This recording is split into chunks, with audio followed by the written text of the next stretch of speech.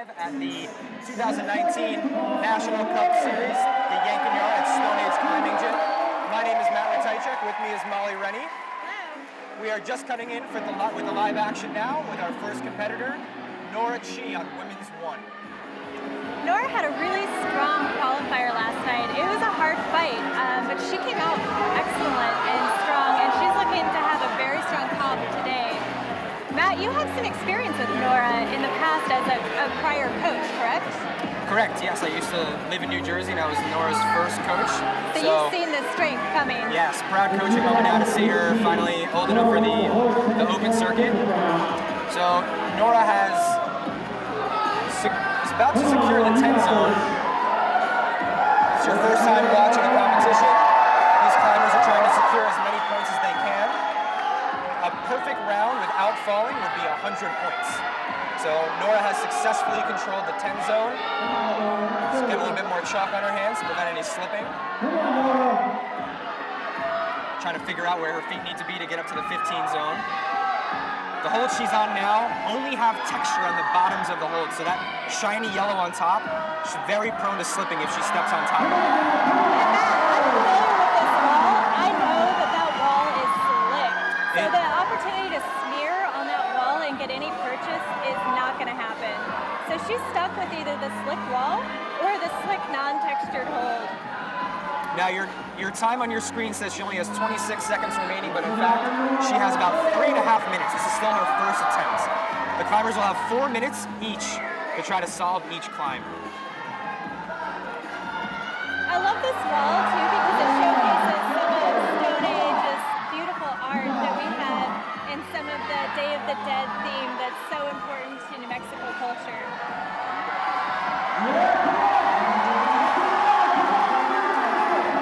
Nora's eyeing up the finish on Women's 1. She has one hand. She won't get 25 until she matches. And there it is! A flash on number 1 for Nora Chi. That is an awesome start for Nora. I'm excited to see how the rest of this round goes for her. You can't ask for a better go. Now she gets to sit and wait for her next round, and she gets extra rest time. Every climber's goal in finals. So we've got some time now. Nora finished that on her first try with 2.5 minutes left. This is the 23rd annual Yank-N-Yard, which means this competition itself is older than more than half the competitors in finals tonight. Yeah, actually, it's funny you speak of the age of our competitors tonight because most of them are teenagers. In fact, I think only 3 are of legal drinking age. I think that we have Simon is our oldest competitor tonight, followed by Matt and Foltz, and then of course Charlie Barron barely gets to squeak in that age range of 21 and over. So just to go over the format a little bit more, Molly, that was Women's 1. Nora will now have 4 minutes break after her time is up here, and before she'll try climb 2. She has 4 total climbs to try to get through tonight. Through those 4 climbs, the route setting crew has put together a combination of different skill sets to test these climbers to showcase the strongest overall climber. We have 8 women, 8 men. They battled it out last night. We'll go over the format for the qualifying round in a little bit, but for tonight they've got 4 climbs, each worth 25 points. Nora secured herself an even 25 because she didn't fall. Every time she falls, a 1/10 of a point will be deducted. So if she fell, but then got it on her second try, she would get 24.9.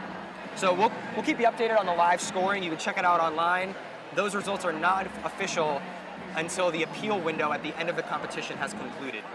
Yeah, and if a viewer has questions tonight or just wants to do a shout out to us or any of the climbers, feel free to reach out and we'll be answering questions on the USA Climbing Twitter feed. This is the first stop of 3 competitions in the USA Climbing National Cup Series. Last year there were 4, this year there's only 3, so these results are huge for these competitors who are looking to win the National Cup circuit. Depending upon how they finish, they will acquire a certain amount of points based on their standings, and only the top 100 male and female competitors will be eligible to compete at Open Nationals in February. Yeah, and that is why we had such a large showing on qualifiers last night. With so few opportunities to qualify, nearly everybody that wants to do so is here tonight. Stepping out in the mats for men's number 1 is Sam McQueen.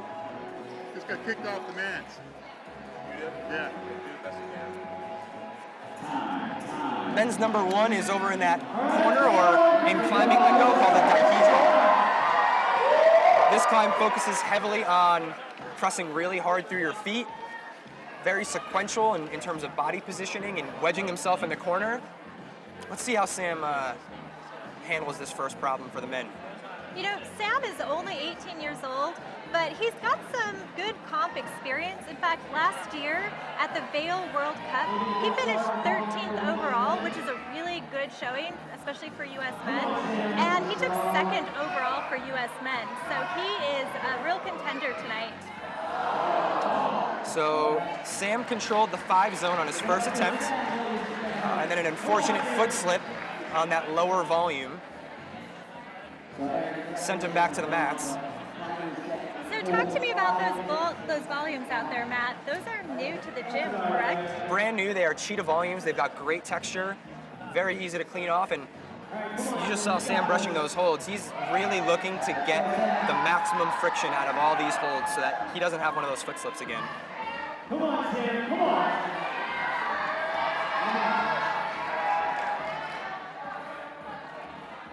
It's so hard to step out on this mat and do such a tenuous, challenging balance climb for your first climb out. It really offers an opportunity to see how good every climber's head game is as they come out.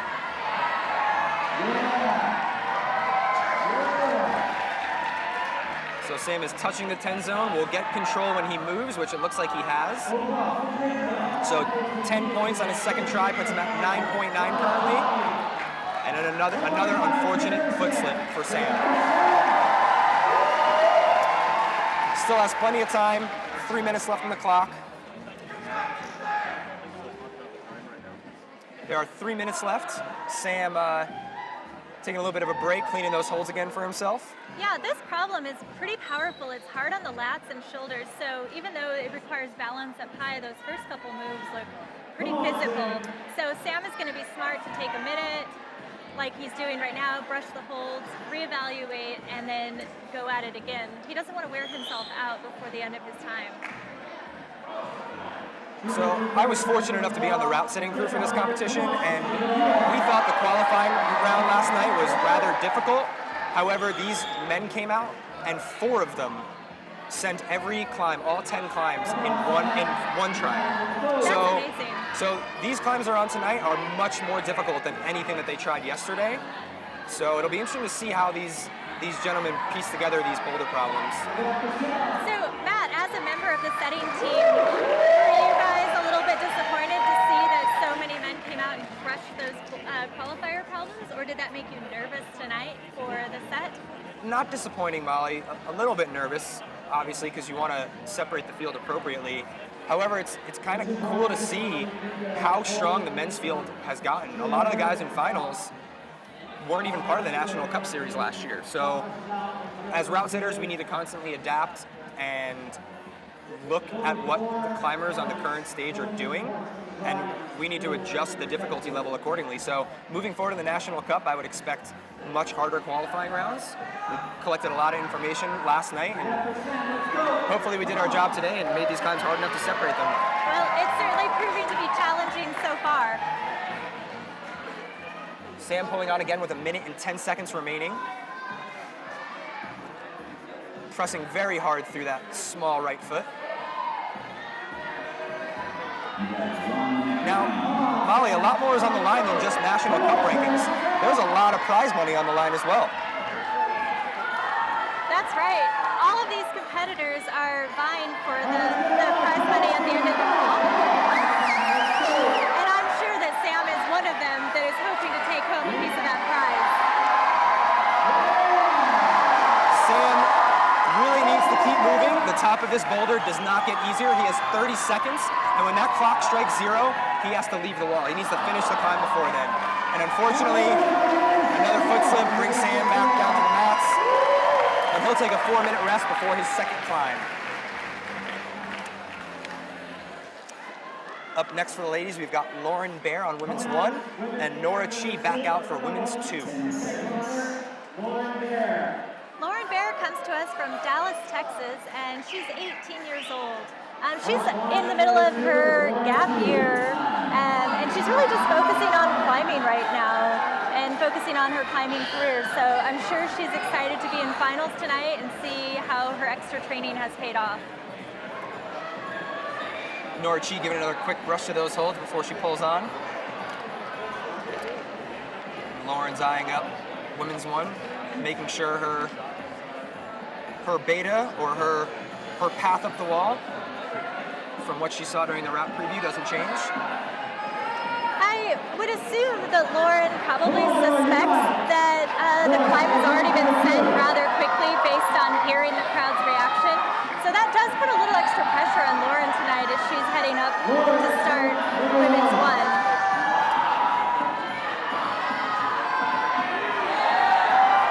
Out of view, Nora Chi, there she is, has successfully secured the 10 zone with her right. She needs to grab that with both hands. Ooh, without that foot slipping to move out to there's a small little hold on that right triangle.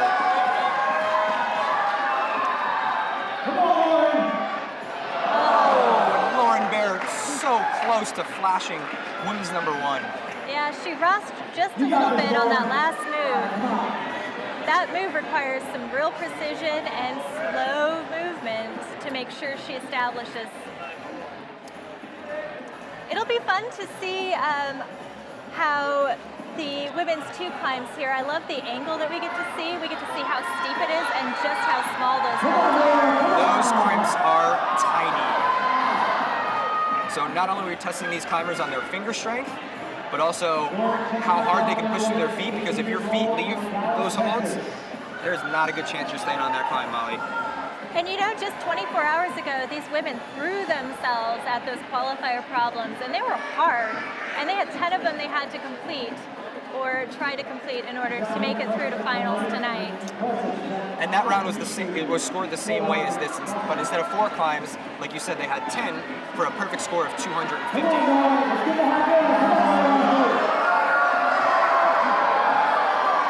Nora reeling those feet back in, keeping the tension through her foot. Trying to figure out how to match that 10 zone. Oh, and unfortunately slips off again. Lauren's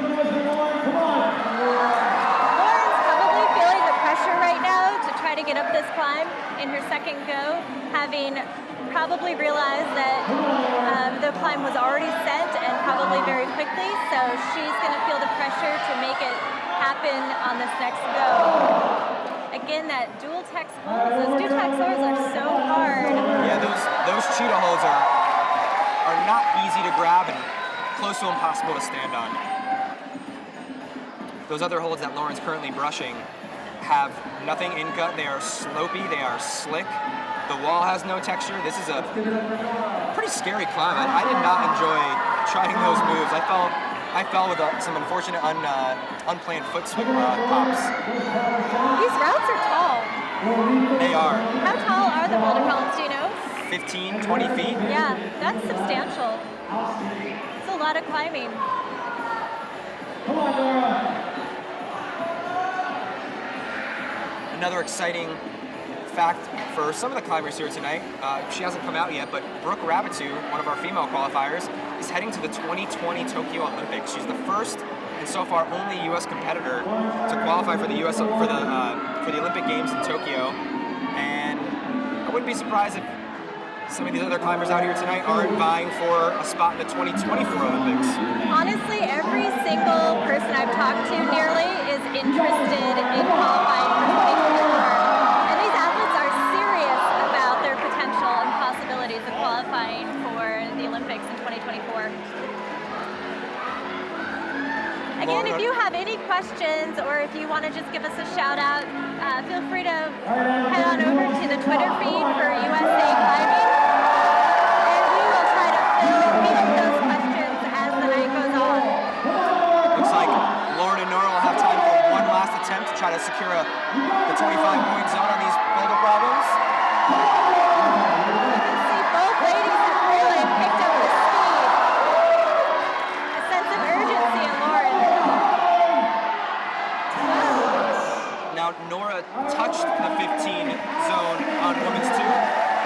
cannot control it, so she is not getting those points.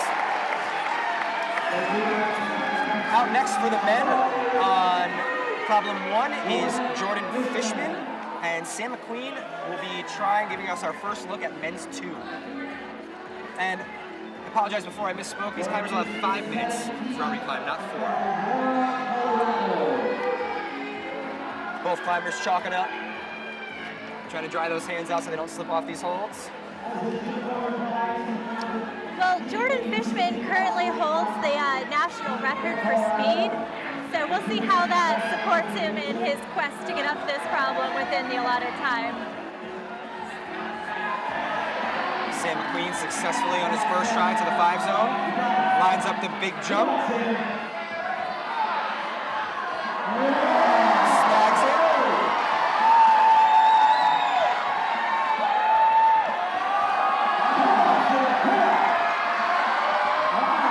Oh, and just slips off the 10 zone.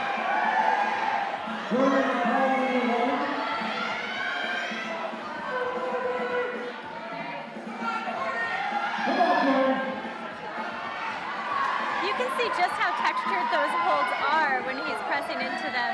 The fact that he can put that much power on his palm demonstrates the amount of friction and texture on those volumes.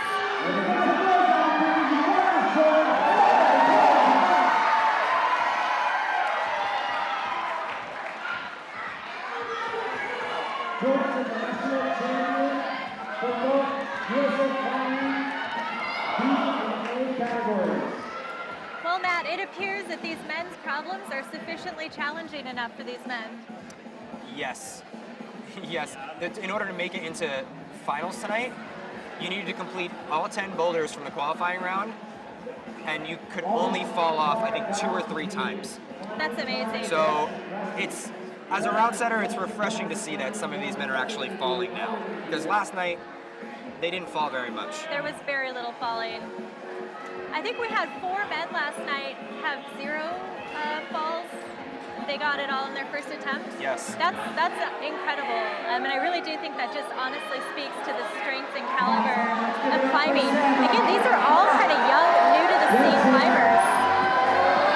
I think we're about to see a massive step up in our climbing in the U.S. Absolutely. And these national cup competitions only give these climbers more experience for the international stage. Sam McQueen trying to reel in these unit volumes.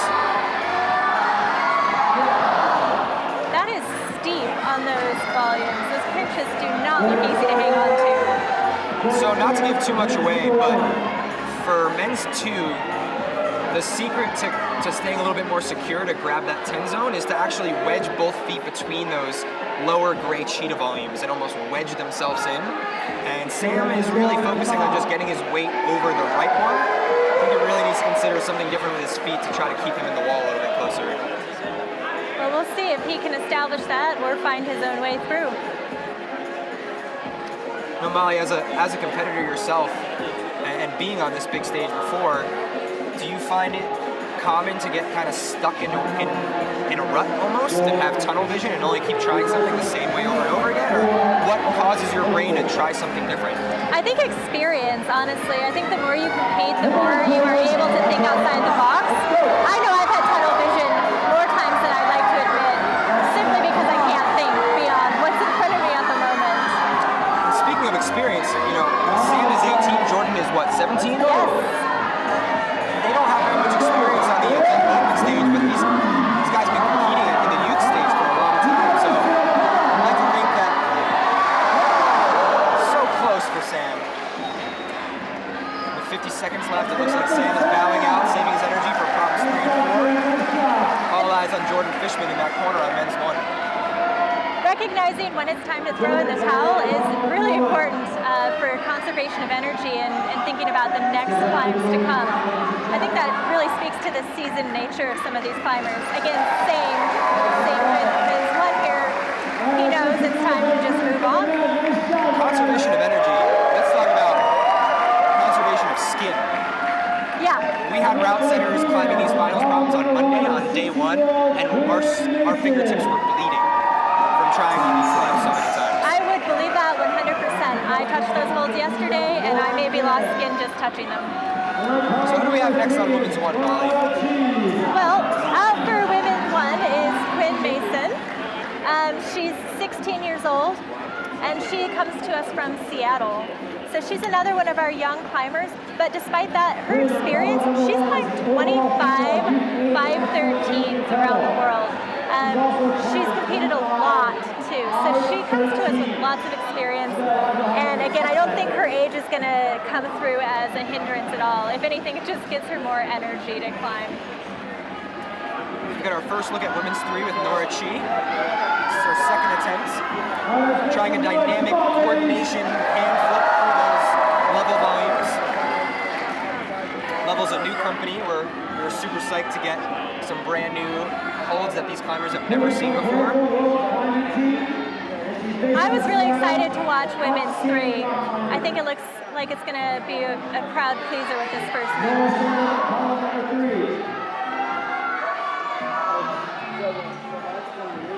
Nora's deciding to try going foot first here.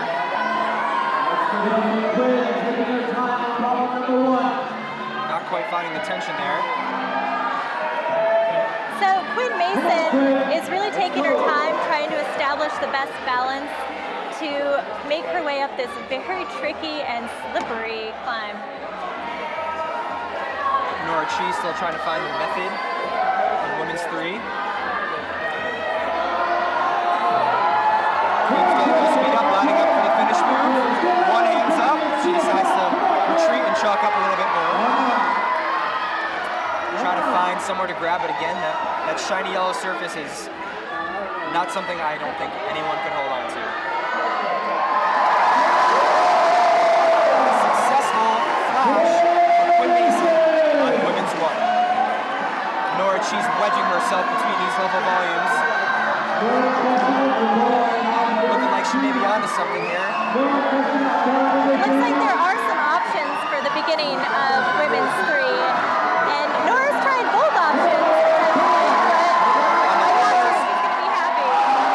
On the corner of your screen, we got to look at the first woman to attempt the last move on women's 2. Lauren Bear gave that big jump move a go. Come on, Lauren, you got this. Come on. Let's give it up for Nora. Come on, So if you're Nora. just tuning in now, you are watching the first stop of the USA Climbing National Cup Series. This is the finals, so we've narrowed down a very large field of over 110 climbers to 8 men and 8 women vying for their spot on the podium. Again, this is finals. This is exciting stuff. She wrestling through the volumes. Let's see how much further she can make it. You gotta love when these competitors are having a good time. Nora is not hiding any of her emotions. She's having a good time. I love her expression. The crowd is behind her. She's touched the 10 zone. Not sure if the judges gave her control, but she looks pretty comfortable here on these lower holds. Hopefully she can figure out how to make it further up this climb. Lauren Bear on the left of your screen pulling on for another attempt at women's 2. Slipping off the start move. Nora trying to find her balance on that volume as she works her way up this climb. She only has 1 minute and 13 left, which might seem like a lot of time, but she's been here in this spot for a very long time already. This area that she's climbing is so bad. There is very little texture. It's the horse pen series from E-Grips. And if anyone's been to horse pens, those slopers are not good. Well, Nora should be good because she won Horse Pen's 40 Triple Crown in 2018. Well, there you go. She probably goes right at she'll be home on fine. those. Yeah. Setting up for the move to the 15. Nora Chi's just trying to figure out her balance here. The clock is ticking down. She's going to have to move.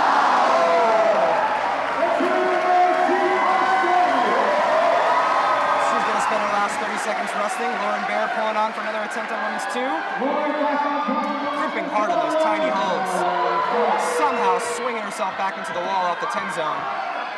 This wall is steep, and those holds are small. The fact that she can cut feet and stay on was pretty impressive. tonight. Coming up next for the men, we've got Simon Benker on men's 1, Jordan Fishman on men's 2, and Sam McQueen giving us our first look at the very exciting men's 3. Simon Benker is 29, pulling off the ground, wasting no time on men's 1. He is from Los Angeles, California. Just came back to the comp scene. Simon's our oldest climber tonight at 29. Now, men's 3 is not your traditional rock climb. We just got a sneak peek at Sam McQueen giving it a go. It's a run and jump. You gotta swing your body over, jump through these volumes, and somehow grab onto that round, not very good holds. So on the one hand, all that texture is really beneficial for running out across it. On the other hand, if you miss and nail your shin, it's gonna hurt.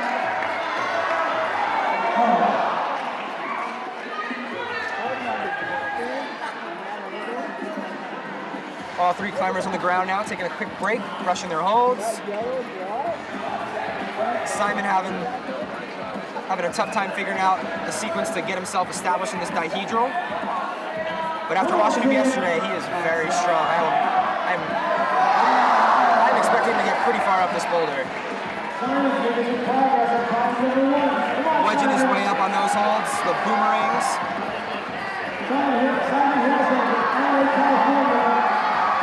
There he is, establishing a new high point on men's 2. He's controlled the 10 zone. He's controlled the 15 zone. And there we have it. 1 hand, 2 hands. First top on men's 1 for Simon Benker. And he looked so relaxed. It looked easy for him. I'm excited to see what the rest of these climbs look like for Simon. I know you can hear Molly and I at home. I really hope you can hear the crowd here. The energy here at Stone Age Climbing Gym in Albuquerque, New Mexico is off the charts. Oh, and Sam McQueen getting so close on that run and jump.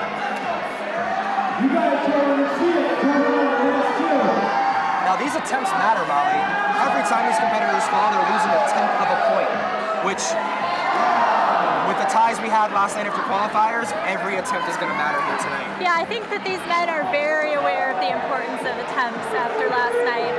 But, of course, if it takes him several attempts to stick it, and he does stick it, that's a good thing, so he's going to take it.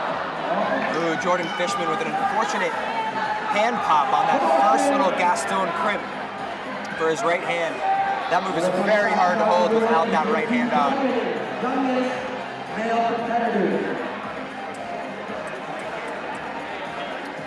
Let's talk a little bit more about the Yank-N-Yard. This comp has been going on for 23 years.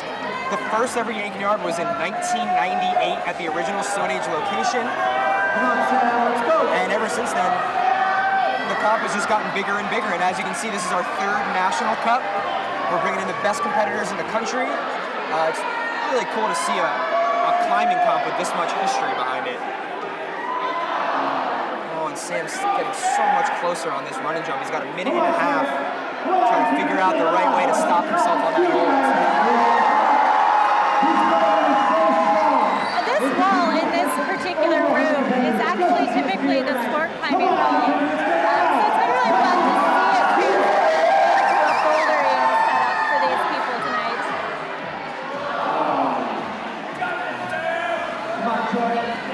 And like we said, this is the first stop on the National Cup Series circuit. The next 2 will be in San Francisco on November 1st and 2nd. It'll be their 2nd time hosting the National Cup.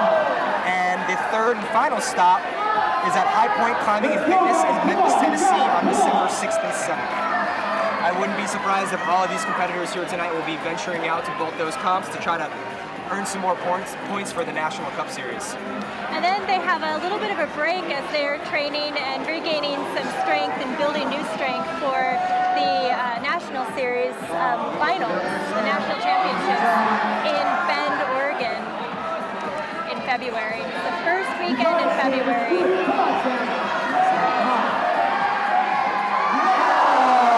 So close, Sam. With 16 seconds left, what does he do? He's going for it. That's what we like to see. Oh, and just not enough energy left for Sam McQueen on this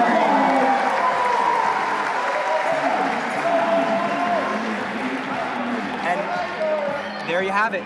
We are officially at maximum capacity. We've got 4 women climbing up the wall at the same time. Nora Chi on women's 4. Lauren Bear on women's 3. And now we have Kylie Cullen coming out onto women's 1. She's our youngest climber here today, one of our teenagers. But again, she can't be discounted on her experience or lack thereof. She has done a lot with the youth circuit. Nora Chi sticking the jump on women's 4. Making it look easy.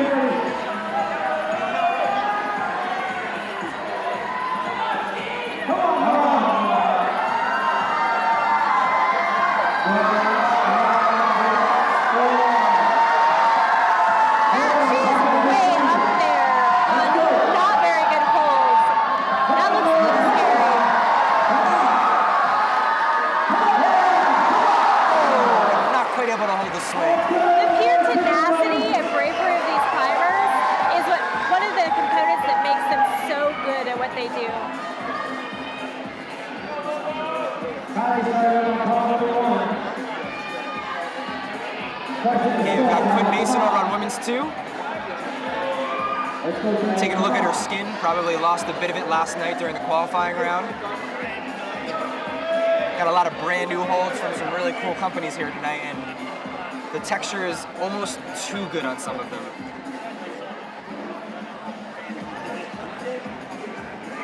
Okay, all climbers taking a break except for Lauren Bear here on women's 3. Also going with the foot first method, wedging herself into those level volumes. Trying to work out how to make it up this climb.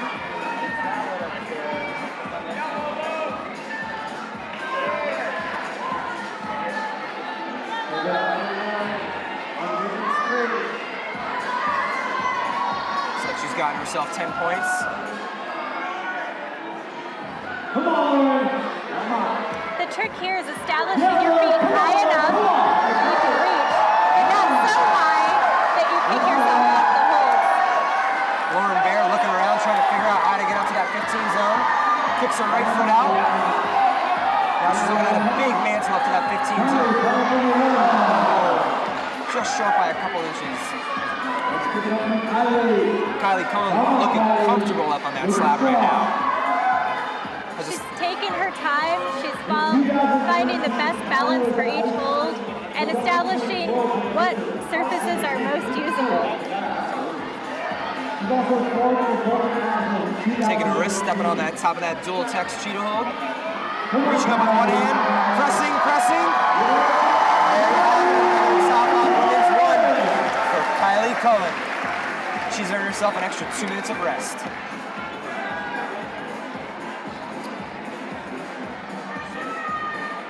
You can also follow along on the YouTube chat, and we can answer questions there as well. So if you have anything you'd like to know about the comp tonight or any of these climbers, you can ask that there on the YouTube chat, and we will do our best to answer questions. Quinn Mason just took a look at her fingers, wasn't very happy with what she saw, ripped off her tape trying to protect her skin, and really going for that maximum friction on that start hold.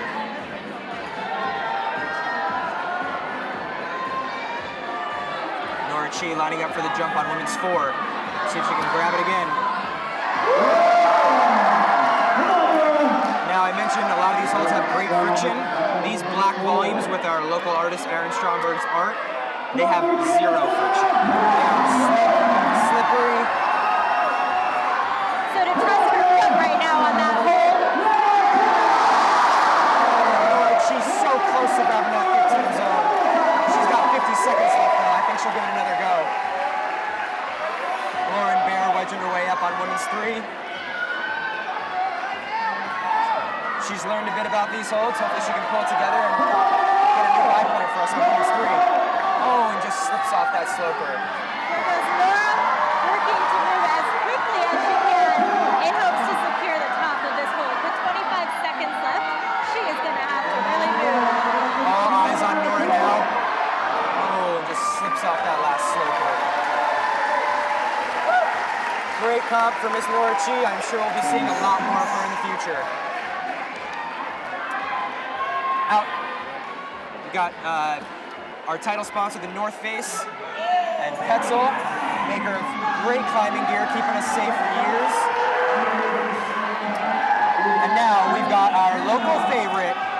Santa Fe, New Mexico. Ben Hanna giving problem on a brush. It's the first time we're seeing all 4 men's climbs climb at the same time. Although Ben is from Santa Fe, which is 45 minutes away, he does set at this gym regularly and works with you, Matt, on your team, correct? That's right. That's right. Ben Hanna is a very strong individual. Excited to see what he does here tonight. The last time we hosted the National Cup here, he took 2nd place, I believe. Last year we were lucky enough to have him on the setting crew, but he's back in it to win that cash prize. Sam McQueen showing us what round 4 is all about.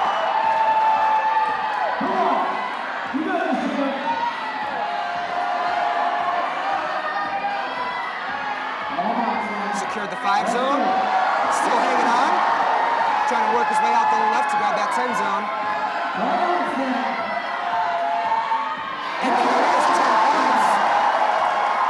Ben Hanna resting and chalking up on men's 1, while Sam McQueen is wrestling on the men's 4.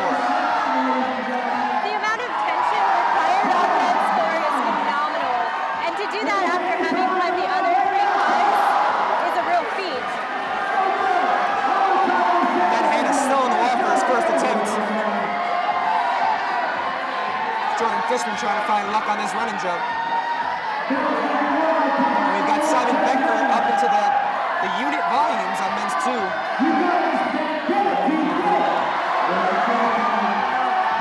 Ben Hanna inching his way closer to the top of men's 1.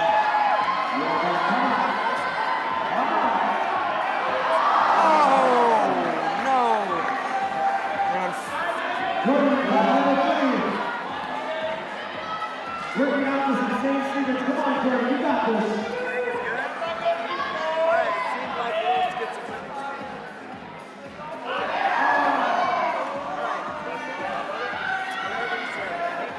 All 4 men on the mats right now, giving their holds a brush, taking a rest, trying to figure out how to make it further up these climbs. You know, brushing has a real advantage too because it gives you an opportunity to really explore the holds and see what you might have been missing earlier.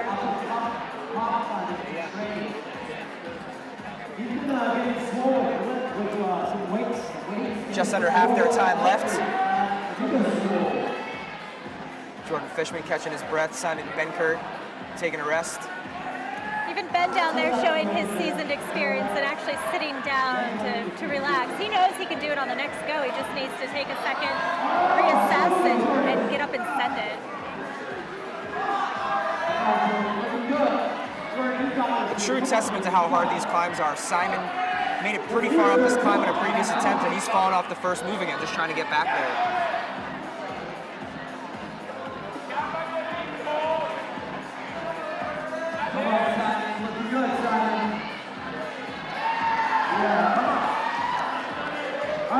There's that drop knee I was talking about, wedging himself in those volumes.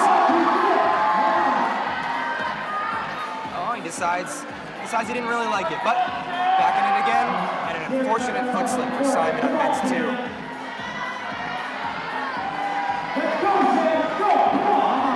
That foot first beta on men's 4 looks exhausting. Very core intensive, Molly.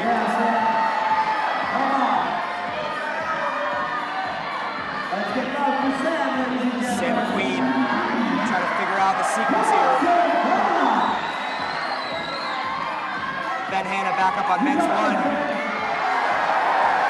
Just under a minute left. Can he find a top?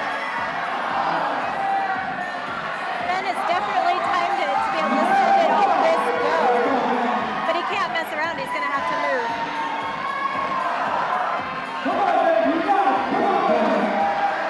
Ben Hanna chalking up again. Jordan Fishman, oh so close on catching the dyno. Unfortunately, maybe not enough time left to get that climb finish. Ben Hanna 1 move away. 10 seconds left.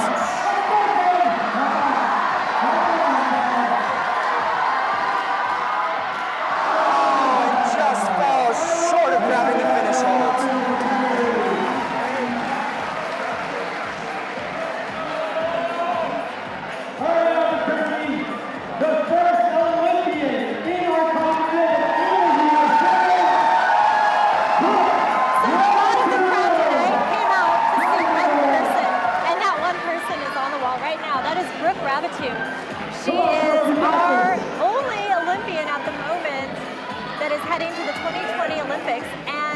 people just want to see her in the flesh.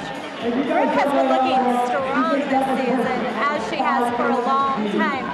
She's 18 years old now, which actually makes her the oldest female in this competition tonight. I remember when Brooke was always the young one. Fun fact about Brooke Rabbit, she keeps chocolate next to her bed, inspired by Megan Martin, a previous finalist at the Yank-N-Yard here. Well, whatever it takes to get you through the night. Lauren Bear making the dyno on women's 4 look easy. Kylie Cullen tripping hard on women's 2. Unfortunate slip from Brooke, but she's regaining her composure and sussing out the holds with the brushing. Quinn Mason wedged up on women's 3 as well. Has established a new high point on women's 4. Lining up for the finish move.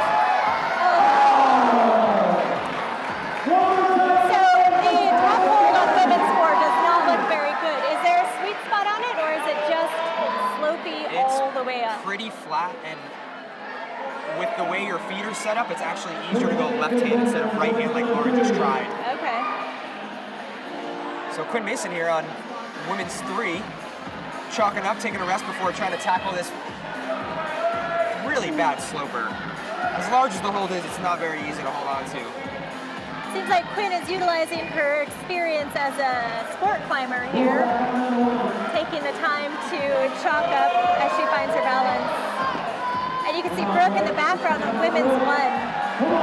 She's hoping to not have a second fall on this climb.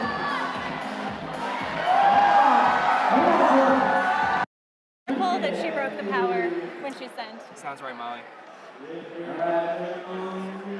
So we are kind of resetting time here and getting started back up. Thank you guys for your patience. Clock is reset back to 4:20 on our time. We'll keep you updated if that is going to change.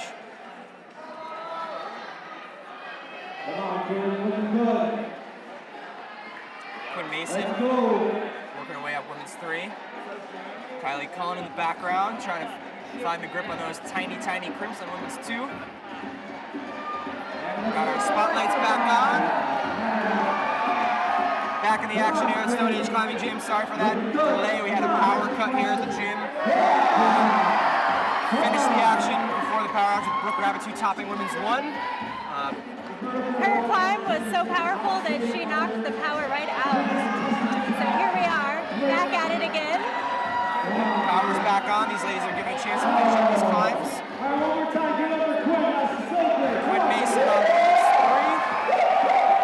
Lauren Bear on women's 4 again, and Kylie Cullen over there on women's 2. If you're just joining us, we are here at Stone Age Climbing Gym in Albuquerque, New Mexico, for the first stop of the National Cup Series. We are your commentators. My name is Molly Reddy, and with me is Matt McClatchy. Lauren Bear wedging her way up on women's 4, looking for the first top on this problem for the night.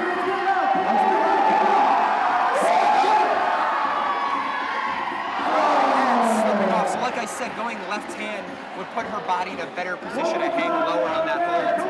I think if she keeps going right hand, she's going to keep sliding down over and over again. Yeah, it seems like she tried to go higher this time in hopes to find a better spot on that hold, but hopefully she's learned and she's going to switch up her beta at the top. Yeah, I hate to say it, but it does not get better. Well, hopefully her experience teaches her to go across with the left hand this time. This is her last climb, so I expect her to really throw down at least once or twice more, given everything she's got. Come on, Quinn. Looking good. Come on, Quinn.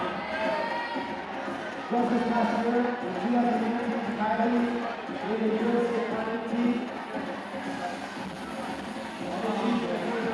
Some other of our great sponsors over on that beautiful slab wall. We've got Cliff Bar, Utora, and as we mentioned before, the North Face and Pencil.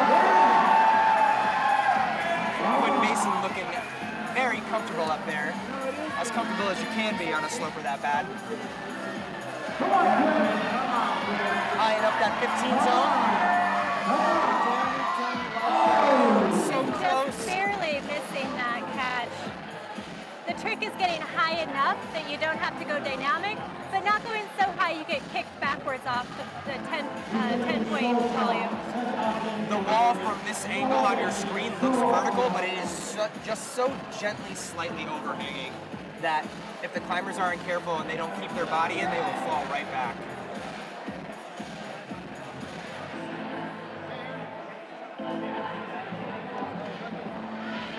Kylie's stepping up for another effort, maybe her last on women's two. She's been struggling a little bit with these early moves on this steep, rimpy route. Just under a minute remaining. These climbers are looking to gain some more points. Check the tentative results online. See how these climbers are ranking throughout the rounds. I expect Lauren's going to dig really deep on this last attempt.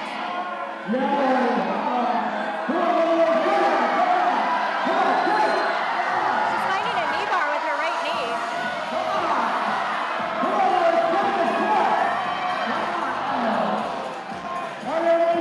Looked like that low was just a little bit too high.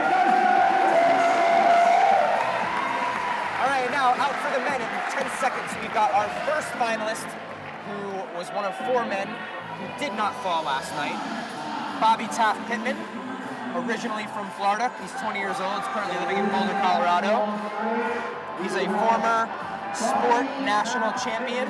He's climbed B13 outside and lives in his van with baby girl Asuna, his dog, who has her own Instagram. Yeah, I was going to say his dog has her own Instagram account, which he was very proud of. And there's a view of Bobby brushing his holds before he gets on men's 1.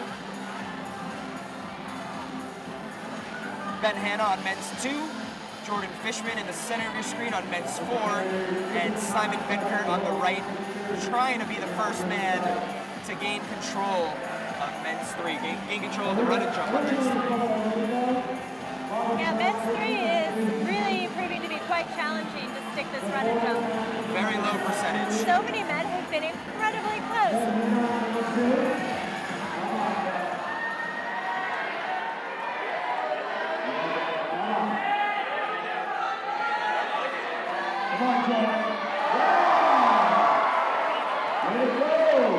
Ben Hanna making the jump on men's 2. They're going to be the first man to grab that 10 zone. And there it is, control, 10 points for Ben Hanna.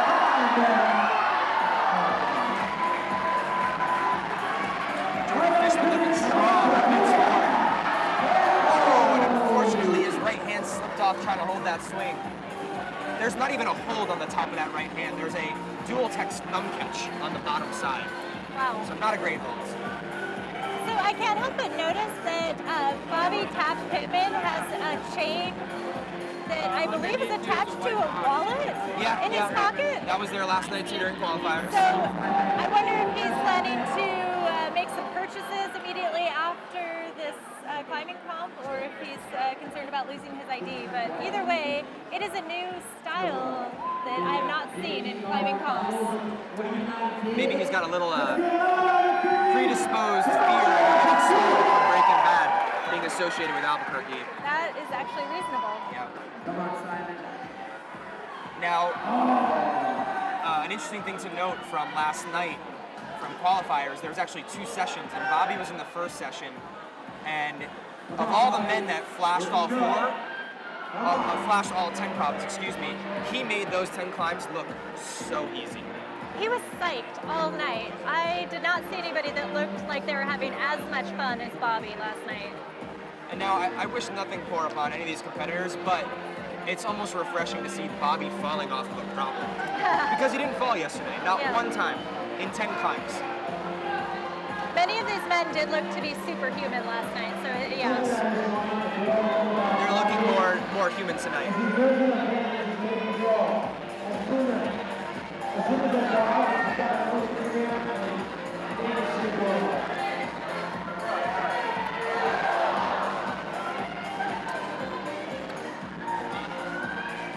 Bobby Taft Pittman over on men's 1, trying to figure out how to wedge himself up in that corner. Seems like his right foot keeps popping off that start line.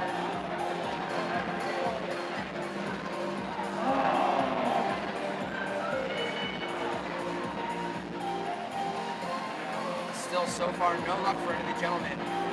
Sticking that first move on men's 3. Right now, all the action's on the mats. Here's a look at our fantastic crowd this evening, packed to the max. We have overflow spectators outside of this room, as this room sold out. So everybody's watching on the big screen. Shout out to you all watching right now. I think there's a beer garden out there, so I don't feel too bad for them. I don't They're outside. either, no. And the weather's pretty good. Hannah asking for some support from the crowd. 45 seconds left. He's giving himself just enough time to finish this boulder problem. The crowd wants to see nothing more than these two men.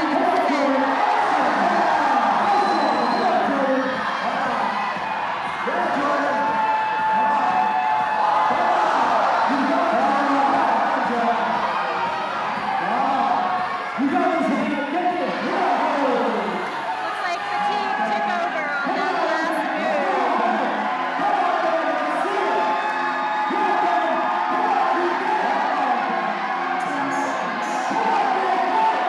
Less than 10 seconds remaining. Ben Hannah. 5, 4, 3, 2, 1. And just out of time, falling off on the finish move, but still establishing a new high point on men's 2.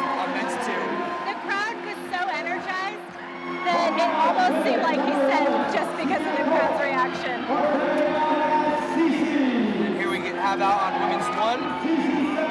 We've got Sienna CC Kopp, goes by CC. Had a great night last night.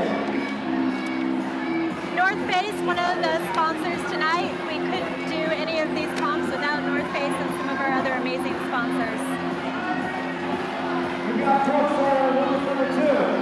I talked to Sienna quite a bit last night, and she is a bundle of happy energy. I wish her well because it's so cool to see such positive energy from these competitors. Brooke Rabbitoo looking very comfortable, looking for the first top on number 2. And there it is, a flash of women's 2 for Brooke Rabbitoo. Surprise there.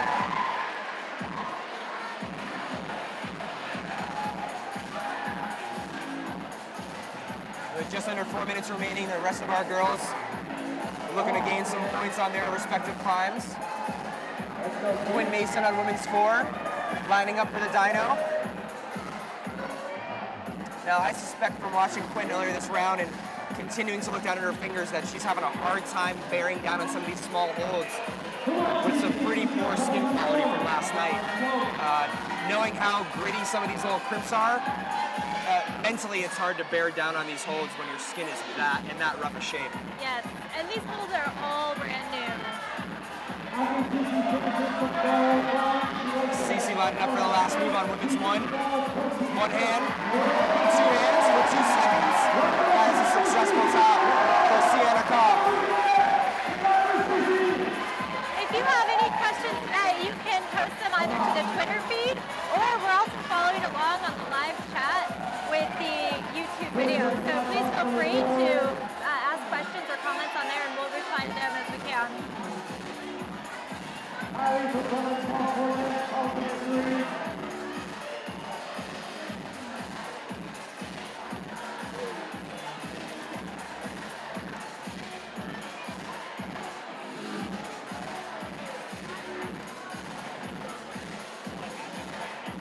Kylie Cullen pulling off the ground again on women's 3, trying to wedge herself between those level volumes.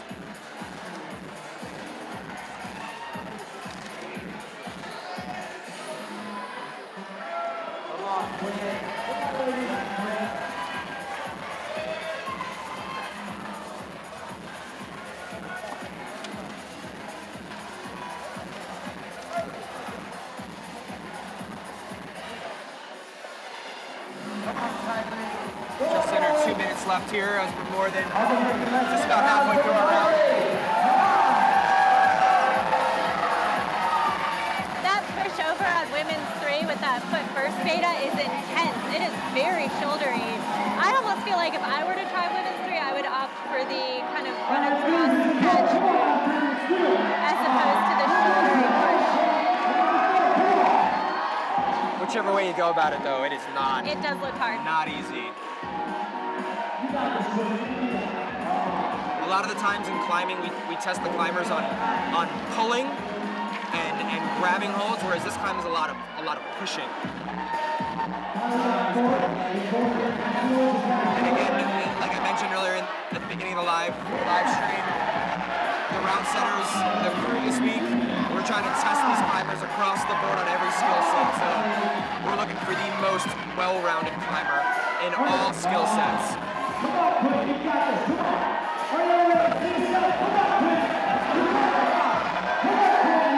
Kylie's finding her way up women's 3-0, only to have an unfortunate foot slip.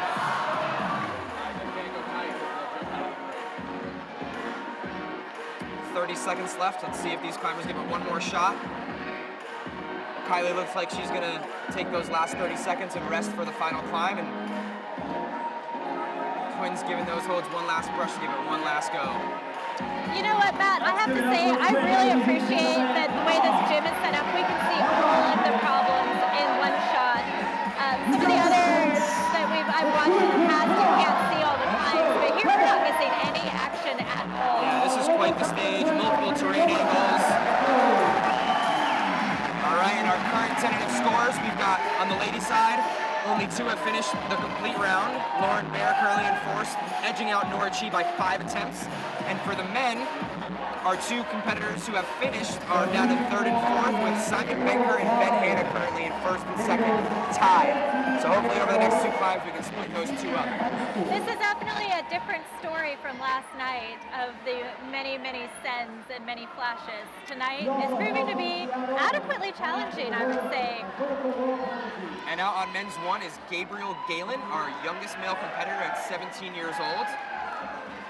He's a senior in high school. He's from Seattle, and this is his first ever pro open finals. Fun fact, he's never eaten mac and cheese. Well, I think somebody should try to get this guy some mac and cheese at the end of this comp. He will be in for a real treat. Ben Hanna looking to be the first man to stick that first move on men's 3. Usually it's the curse of the commentator. That was the blessing of the commentator. I really did believe that Ben would be able to do that. That is exactly the kind of moves that Ben excels at. And those are big points. Really big. Big points. 4 men have come through and gotten nothing. And Ben's secured himself an extra 10 points, pushing himself tentatively into first place. And he has 3.5 minutes left. He can figure this out. This is huge for Ben right now. I see Bobby has shed the shirt, but not the wallet.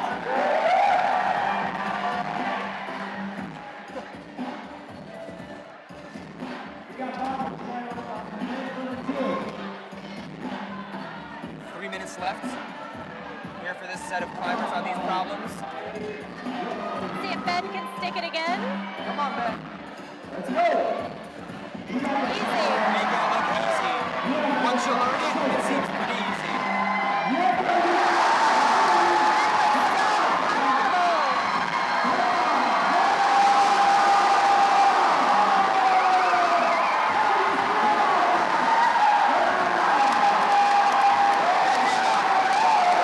An electric top of Ben's 3.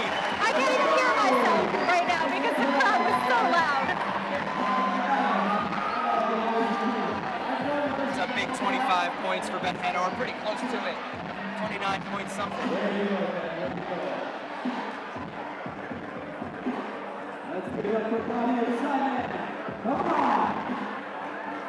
The crowd was on their feet. They've settled down, but they were psyched. Everybody here, or most people here, probably run into Ben Hanna once or twice in their day. Now back to the action. Bobby Tap Pittman securing the 5 zone on men's 2. Sticking the jump. See if he can figure out his way through the top of this pole. Simon Banker again, inverted upside down on men's 4, securing the 5 zone.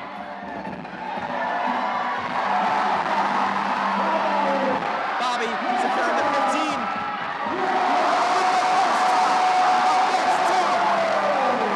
And the crowd is pumped. Oh, and Simon almost establishing a new high point on men's 4. That was just an unfortunate slip. He looked really solid, and then his hand just kind of slid right off that hold. I think both these men just fed off of the energy that Ben brought to the gym a minute ago. Yeah, there's something about an electric crowd behind these competitors that really pushes them up the wall and like wills them to have just that little bit more energy.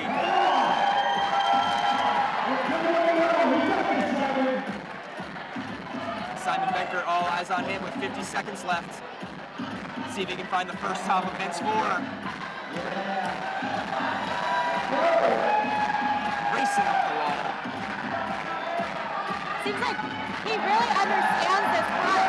It's just a matter of putting it all together and getting it done. Simon Becker looking for the 15 zone. He's got it. Can he match it to reach out to the top? Molly, the intention for that move was to go left hand. It is. So he grabbed the points, but he unfortunately set himself up to not get the finish. And he's done it again just for the crowd's benefit. That's a true competitor. So I want to mention too that Ben Hanna has been sick all week. He's had fevers and he wasn't even sure he would compete today. So I am really psyched to see him out here tonight just rushing. For the women, on number 4, we've got Kylie Cullen. On women's 3, we've got Brooke Rabitu. Women's 2, we've got Cece Kopp. And for the first time out tonight, Chloe Koskoy, 17, from the Bay Area, California. Looked super strong last night. One of the few women with all 10 tops.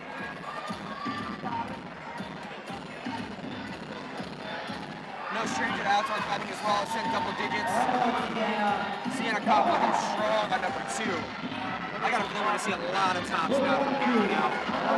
Yeah, these women all looked so strong last night.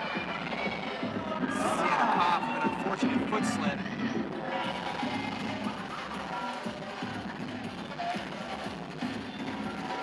Chloe Koskoy inching her way up the slab on women's 1. Looking super controlled, super strong. Working those feet around, lining up for that finish move. Chalking those hands up, making sure she doesn't have any unfortunate slips. Strong, big stand up for Chloe Koskoy with an impressive flash on women's 1. Chloe sighed of relief, had a sigh of relief when she came down from women's 1. Getting that out of the way feels good.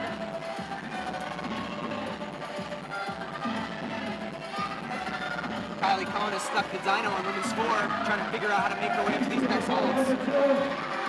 Pressing hard. Up to the 10 zone. Brooke Rabitu looking relaxed on women's 3, chalking up. I asked Brooke yesterday what she's going to focus on going into the Olympics.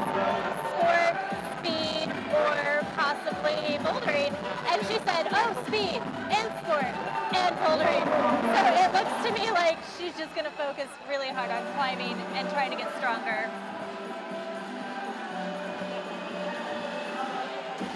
So it looks like Kylie Cullen's down on the mat with a potential injury.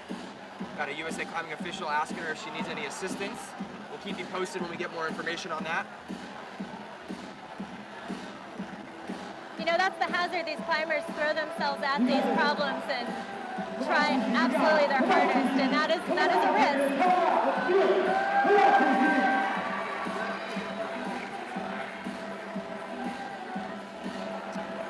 Sienna Kopp giving her holds on women's 2 a brush.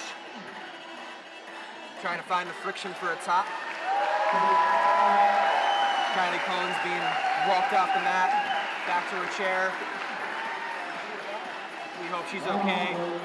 She's a young competitor. She's got a bright future ahead of her. I'm sure she will be back in no time. Brooke taking her time, chalking up, eyeing up that awful yellow sloper.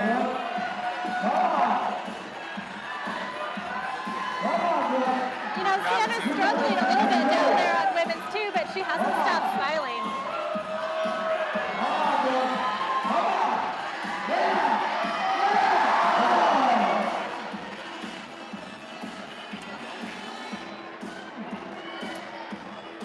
All eyes on Cece now while Brooke brushes her holds. Really crimping down on those small, tiny holds. Ooh, that was impressive. That was a really hard thing to catch. After you have a foot cut like that, to stay on those holds. Absolutely. Strong, very Just strong. Slipping off that bad hold there.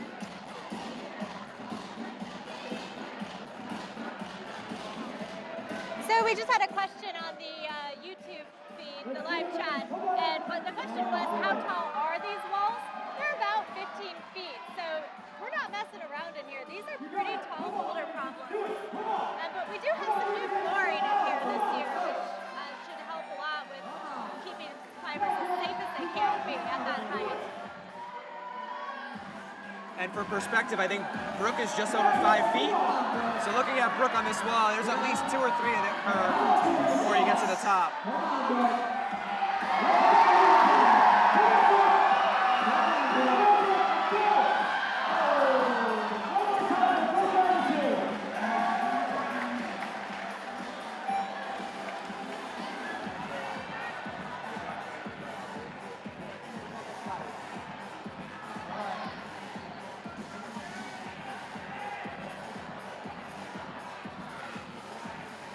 We've got our next male competitor out on men's one. Looked super strong last night from Molly's home state of Montana. That's right. I watched Charlie grow up. You want to know something funny? Charlie was just this big when he was 13. He was a man boy, and he's still climbing incredibly strong. I am so excited to see him out here tonight, ready to crush. Seems like another potential injury from the last round. We'll keep you posted on that as well. We get more information. Let's go, Bobby. All eyes on our men now. Come on, Ben. Charlie Barrett on men's one, Ben Hanna on men's four, and Bobby Tapp Pittman on men's three. You guys, Ben. Let's do it. Come on, Ben. Come on, Hannah. Let's do it. Come on. Let's go. Come on, Ben.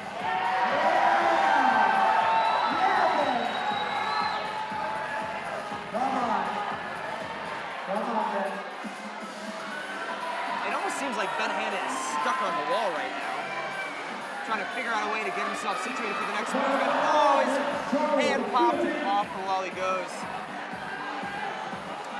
Charles Barron inching his way up that corner up there. So in 2016, I watched Charlie come out into nationals qualifiers, and he qualified in 4th. Nobody had heard of him.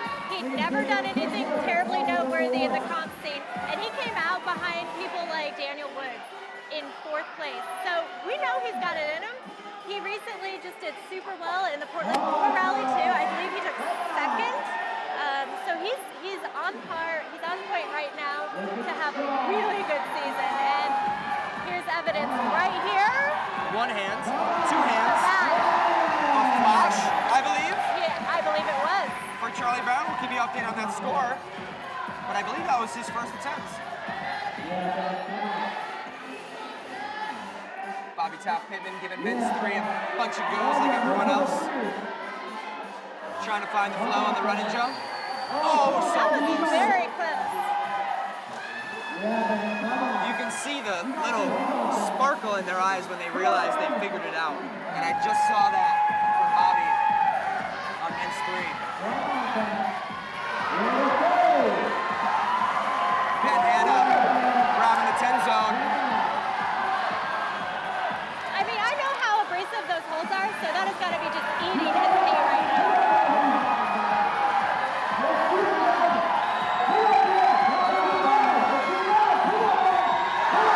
Ben Hanna one move away from the first top on men's floor. The crowd is getting loud.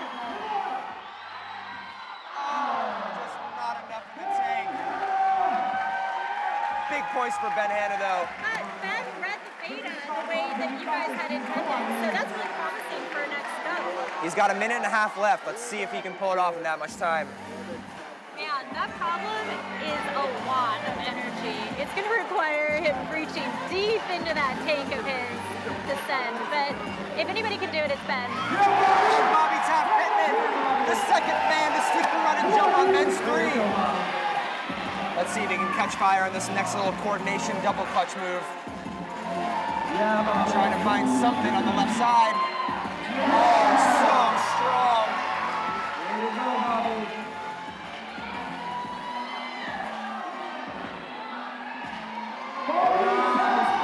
Bobby Taft Pittman with 45 seconds left. Second top of men's 3. And he seems to be doing it without the aid of his wallet and chain. He can take off that little extra bit of weight. I guess we know he's serious now. And with 30 seconds left, Gabriel Galen has taken a seat, and all eyes are on Ben Hanna, looking for the send on men's squad.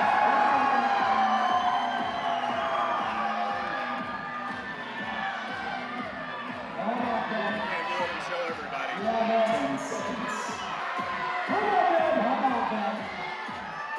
6 seconds. Is Ben going to be able to do this in such a short time? I don't think so. That was a good effort. But a great show from Ben Hanna, sitting tentatively in first place. We'll keep an eye on those results and give you the full scores at the end after the appeal window is closed. And our first place female qualifier from last night, our last woman to take the stage, is Natalia Grossman. Natalia's 18 years old. She comes to us from Boulder, Colorado. And she has had a really strong comp career so far as a youth. She's even been in finals here at the Yank-N-Yard in the past, so I expect big things from Natalia.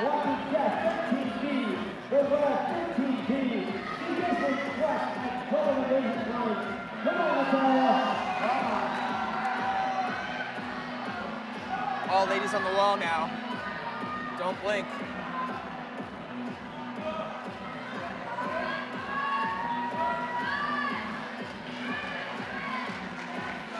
Looks like Brooke made her way back out after, looks like some sort of injury to her lower extremities, but she's maybe going to take a break again. Come on, Natalia, you got it. Natalia Grossman creeping her way up the slab. Come on, Sienna, looking good. Come on. One hand, 2 hands, 2 seconds.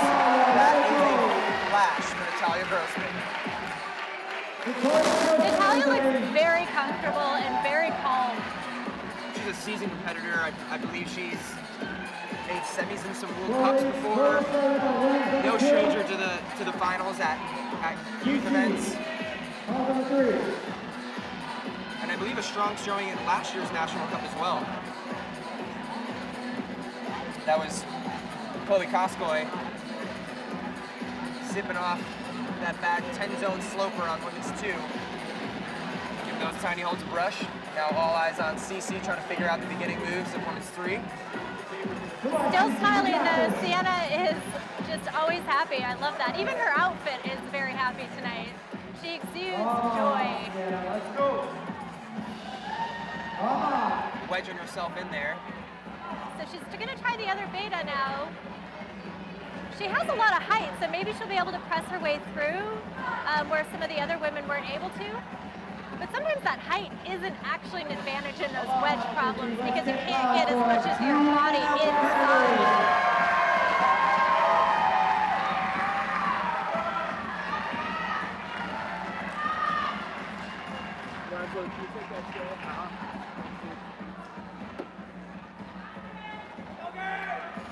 Come on, CC.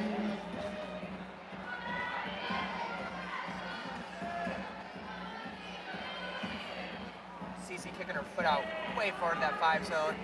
Sneaking her hand between the 2 smaller volume. Looks like she'll get those 5 zone points. Ah, she found her way across. That's great. So that really sets her up now to make her way to the 10 bonus. 10 point. And on the left of your screen, Chloe Koskoy again having that foot pop while trying to match the 10 zone with both hands. Now all eyes are on CC. trying to find the first top on women's 3.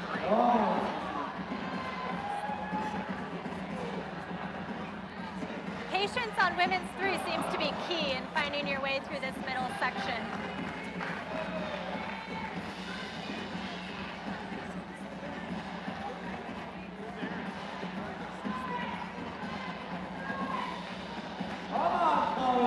Let's give it up for Chloe, ladies and gentlemen. Come on! Keep down hard on those ultimate E-grips grips. Come on, Chloe. Come on! Oh, Just and that she, right foot keeps Yes, popping Cece, on come her. on. Let's go. Come on.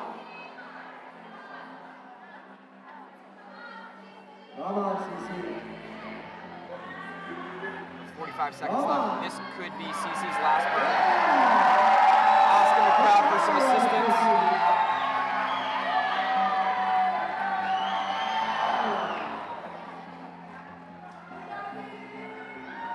Come on, Chloe. Let's go.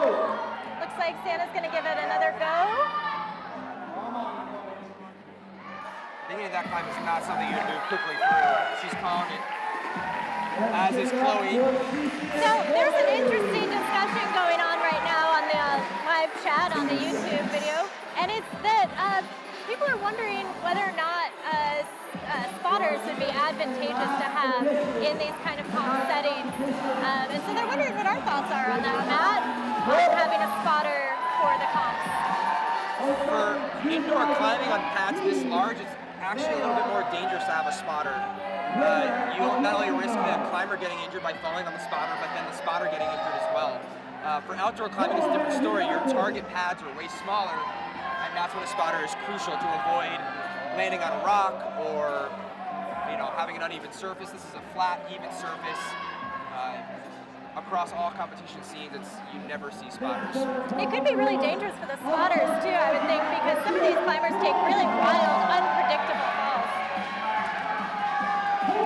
Now to mention our last male competitor is out on number 1, Matt Phillips. So Matt showed me his fingertips yesterday, and they were not looking very good. His skin is not in a great spot right now. So we shall see what exactly comes of that. He's a great competitor. He's incredibly seasoned, so I don't think he'll let it slow him down too much, but it certainly could be a factor. Bobby Taft Pittman looking so strong. Nice forward. Reading that correctly, one more move to gain the top.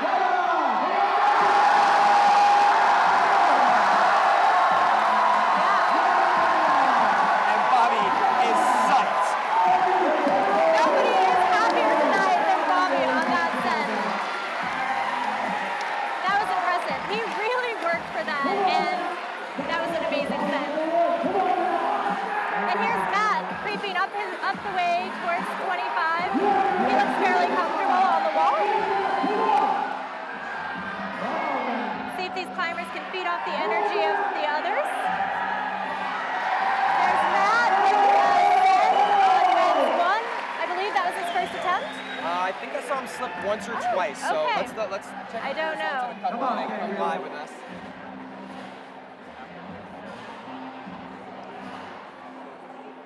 Now we've got 2 more male competitors, Charlie Barron on men's 2, and Gabriel Galen on men's 3. So Charlie holds an interesting record in the world right now. He is the champion of ice cream eating from some ice cream shop outside of Smith Rock. And he holds the record from when he was like 13 or 14 years old. He ate 20 scoops of ice cream, and apparently that's the record. So I challenge anyone out there to go beat that record. Looking good. Come on. Was it a 5-minute time limit like tonight? I don't know. All I'm saying is he is no stranger to fame. Gabriel Galen getting so close on the run and jump. He's got a smile on his face, feeling the energy from the crowd.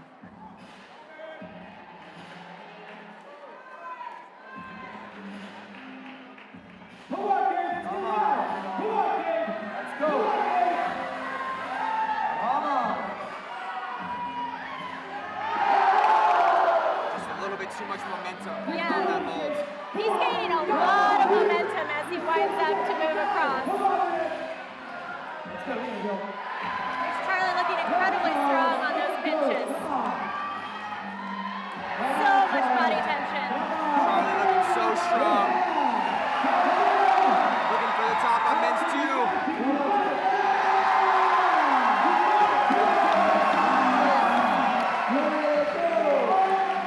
Second top of men's 2 for Charlie Barron. With 1 minute remaining. The crowd's attention will be focused on Gabriel Galen. Who is getting closer and closer to sticking that move. But with 42 seconds left, he's going to have to get it done. He has a slightly different technique than the other men across this, and it's almost working for him.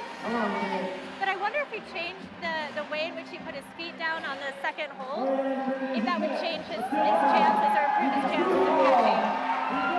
With 20 seconds left, I don't know. Does he change his beta or does he just keep trying it? I think he keeps trying it.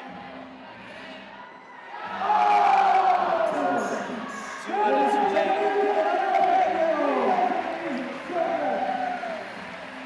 And now, we're down to only 3 men on the wall, and let's take a look at our scores.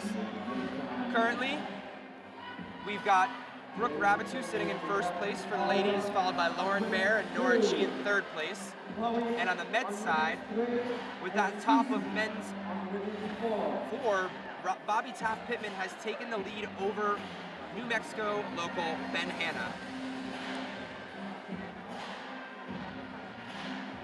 You know, it wasn't looking good for Bobby in the beginning. He's the only male, I think, to not secure a zone on men's 1. So for him to have a rough start like that, and then to come back and top the rest of the climbs, that is some serious mental poise out of Bobby Taft Pittman. I'm not sure very many people can do that. I think that just speaks to his sight. All right, so here we have some really good action on the wall for the women. Sienna looks particularly strong on women's 4. She's using her height to get her.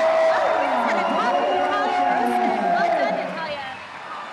That climb has been really challenging, women's 2, and Natalia walked up that pretty easy. Chloe's giving that big yellow sloper a nice bear hug in women's 3. It seems like it's really hard to move off that sloper. Setting up for the mantle, and oh, so close from grabbing that 15 zone.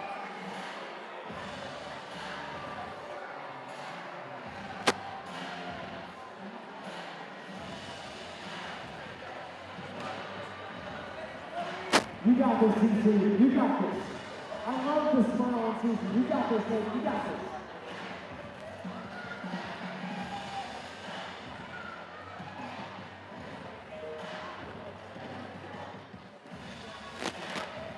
With 3 minutes left, both these ladies have already climbed through the first half of their given problems.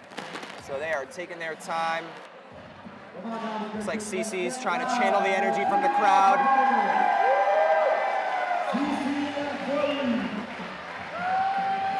So one thing I want to mention about Chloe is Chloe has never in her life held a puppy. Ever. And that's one of her life goals right now. So I'm hoping somebody can find her a puppy and bring the puppy to her at the end of this comp. So this is an appeal to all of you right now. Bring this girl a puppy to hold. That's sad. It is sad. You got this. Come on, Chloe. Yeah, come on. First shot. Come on. Just full forearms bearing down. Oh. I think Chloe may have had a momentary chin or cheek smear on that hold, just to give her arms a second to rest before she went up for 15. Whatever works.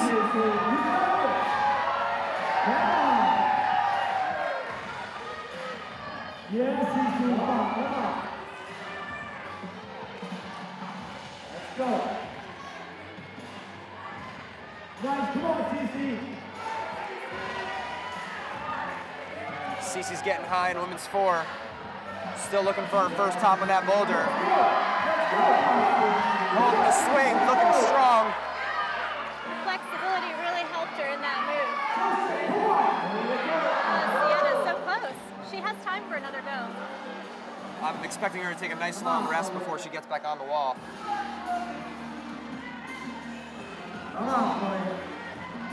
Chloe again, looking to not only be the first woman to grab the 15 zone on women's 3, but potentially the first top as well.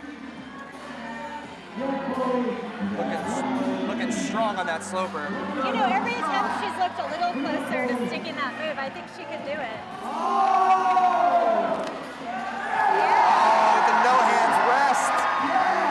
Getting the crowd psyched.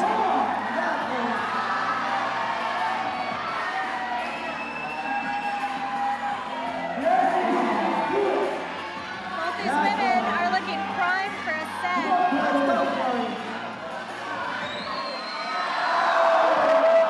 So close.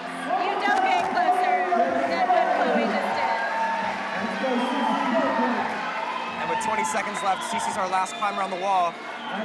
Looking to establish that 15 zone, and oh, just not enough gas left in the tank. Great So showing. finally, a great comp for Sienna.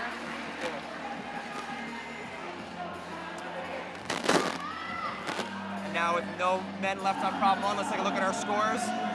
Bobby Taft Pittman and Ben Hanna still looking strong in the first 2 spots for the men, and still the same scenario for the women. On the women's side, Brooke, Lauren, and Nora rounding out the podium, but with 2 flashes for Natalia Grossman, I'd be hard pressed if she did not take over that top gold podium spot with these next 2 climbs.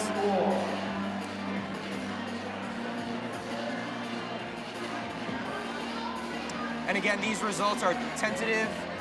They will not be official until our appeals window has closed after the competition is over. Come on, Gabriel. Looking good, come on.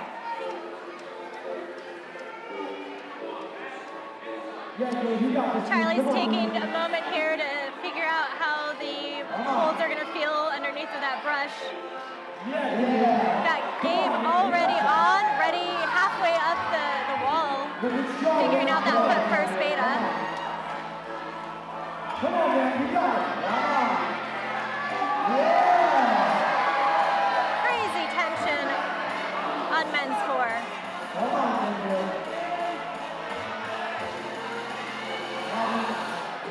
Just not quite finding the right position for Gabe on men's 4, but he's got plenty of time, and he went really pretty high on this first go, so I think he has a good shot of figuring out something to work for him on the upper section.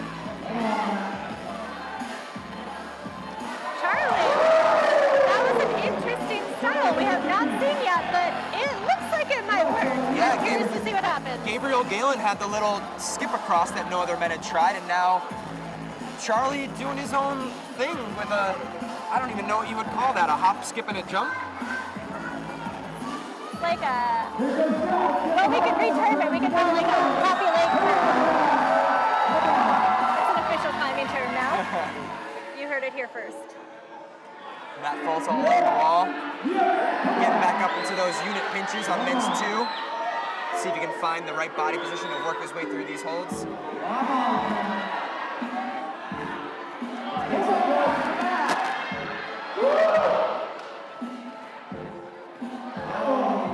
Charlie Barrett trying a different approach of stopping his momentum with his left hand on that volume with the 10 zone on it.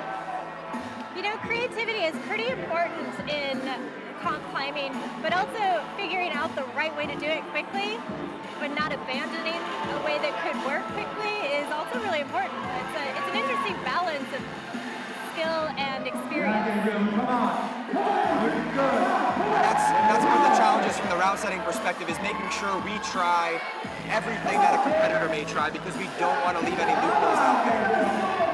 Every once in a while, a climber will break the climb.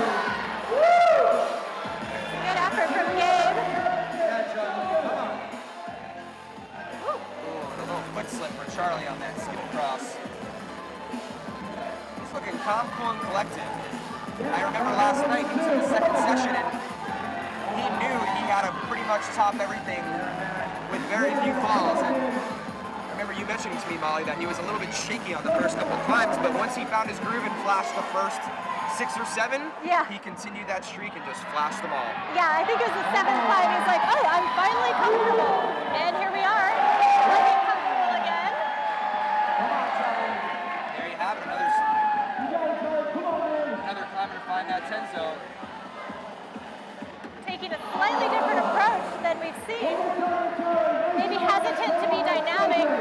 because it's more risky, but I think it might be easier to go dynamic for that move as opposed to just palming and then reaching out.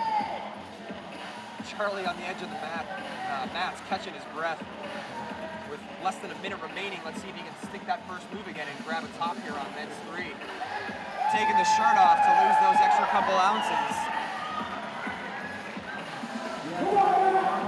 And now all 3 men back on their respective climbs. So close, Charlie.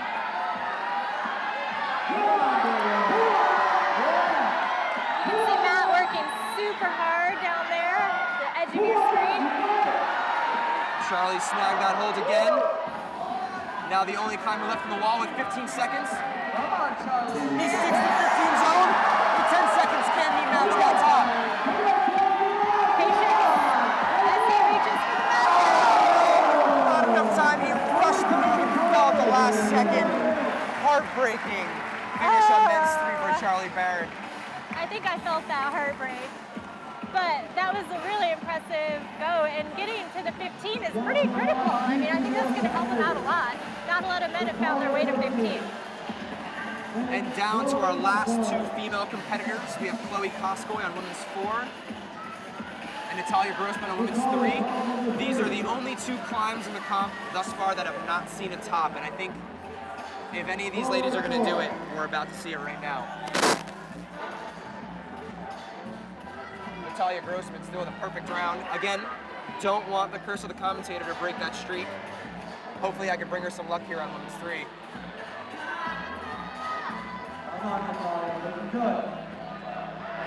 Always sticking the jump first try in women's 4. Natalia's still hanging on.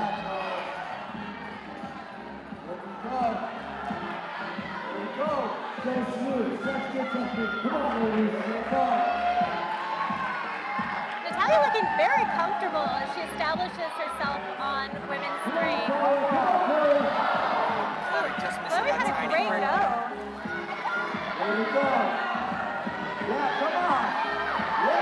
Natalia, the first goal. Can she find the top?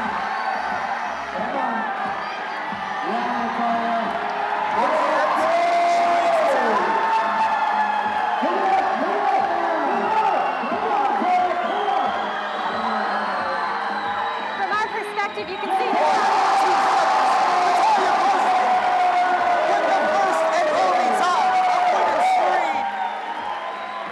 I think that moves Natalia securely into the lead. And I don't know if anyone can catch her. That's 3 flashes. Yes, I don't believe she can be caught. Natalia was fighting and digging so deep on that. Her face throughout that entire problem was demonstrating her fear. And here we are, the excitement mounts again. We've got 1 move left for Chloe.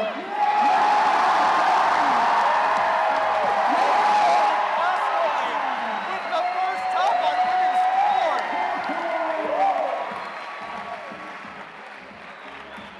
Things are only getting more exciting around here. If you are just now joining us, we are at the Nashville Cup Series Yank-N-Yard in Albuquerque, New Mexico. Here's a live look at the current scores. They haven't quite been updated yet, so I would stay tuned on that. Yeah, Natalia Grossman, expect her with another flash. We'll put her at 75 points, bump her into first place. And Chloe Koskoy with another 25 points will put her at a smooth 70, which will put her into the 2nd place position. So Brooke Rabitou down in 3rd, Chloe Koskoy in 2nd, Natalia Grossman in 1st, and that is going to be our podium tonight, I believe. I Don't think mark so. my word. Yeah. But according to my calculations, our women's podium has been secured. And on the men's side, Bobby Taft Pittman's still in 1st, Ben Hanna close behind him in 2nd, and Charlie Barron with around 15 more points Yeah. can potentially push him into 1st place. Let's see what those scores look like. Matt Foltz will also be getting some more points, pushing him closer to a podium. But I just want to mention, Chloe looked a little stressed at the beginning of this comp. She didn't look comfortable. And so now that last end really kind of demonstrated her pure strength. Last night I saw that in her, and she seemed to pull it out in women's 4, and that was so exciting. exciting to see. I really enjoyed watching her set women's four. Yeah, that was exciting. Not expecting the high heel hook for somebody that tall. However, it put her in a position to go up left hand like we talked about, and once she was there, it was about her securing her feet and very slowly and controlled getting her hand up on that finish hold to match. No, she was patient. All the way through, she was patient to the last move, figuring out the beta, and that was so impressive. So I also have to mention, I saw Matt Foltz earlier drinking from a gallon jug, and I think he was drinking Kool-Aid. Maybe. We'll see later. I'm curious. I'm going to ask him later what he has in there because it looked like a gallon of Kool-Aid. If it is Kool-Aid. There's going to be a lot of Kool-Aid drinkers. If it is Kool-Aid, the Kool-Aid man has been known to break through walls. So not that we want Matt to break through any walls tonight, but if he could destroy all the holds on the wall, hopefully the Kool-Aid's working for him. Maybe Kool-Aid sponsors him.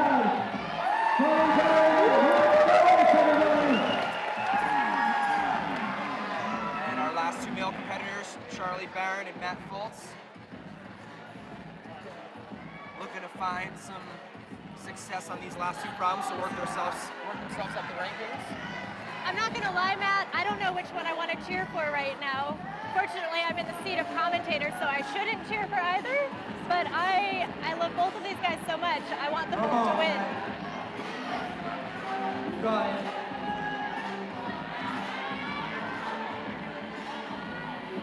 Matt Foltz pretty close on his first try on the run across. Yeah, it looked like he was trying to figure out how much power he needed and how dynamic he needed to be to run across there.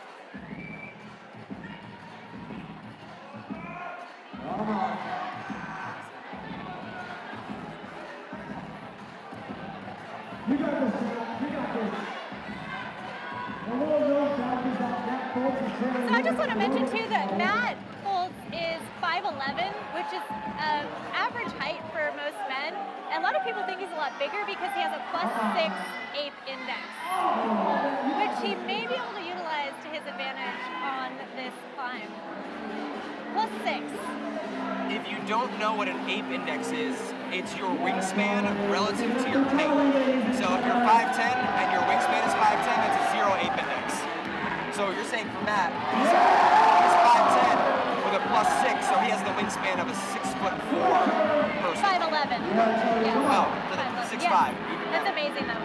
Here we are, Charlie's looking at the feet first beta, creating the tension necessary to get around the belly of that prow.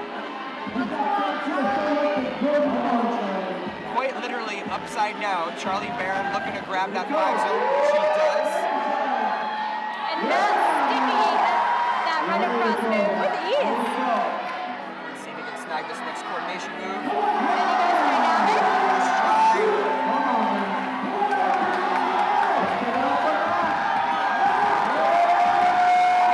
One hand. He needs a second and 2 seconds. 1, 2. That's a top for Matt Foltz. And I don't think the camera showed it, but his hand was technically on the hold to the right, and all he had to do was reach his finger across and tap that left hold to secure that top. Smart, competitive climbing right there. Experience, absolute experience from Matt Foltz. I think Ben Hanna may have done the same thing earlier on.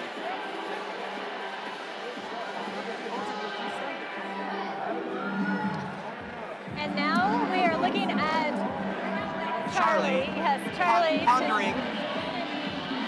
All right, updated scores. Natalia Grossman is in fact in first. Chloe has secured a second place, and Brooke Rabbit rounding on the podium in third place. And for the men, updated scores has pushed Charlie Barron into third, roughly 5 points behind Ben Hanna. So after this climb, you have to assume he's grabbed the 5 zone. I think he may have surpassed Ben Hanna depending on how many falls. So we'll wait and see on that. And Matt Foltz, with 25 more points, puts him around 60 points, just under 60. So with that fourth and final climb, I think Matt Foltz is looking pretty good to sneak into that podium as well. Yeah. It'll be really exciting to see if Charlie can pull off a send on this climb. That would be pretty huge for his overall success at this comp this weekend. And Natalia Grossman with an impressive night. Yeah. I mean, last night she topped everything. tonight she has not fallen. And I mean, looking at the rest of the problems, she's making these things look easy. I would definitely keep my eyes on her for the rest of the season.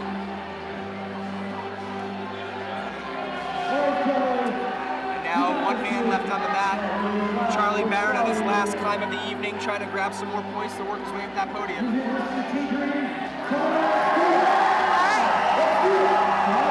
After a nice long rest, Charlie is heading up for his last attempt. He's got the crowd behind him. Oh no, and with 30 seconds left, will he try again? He's gonna try it again.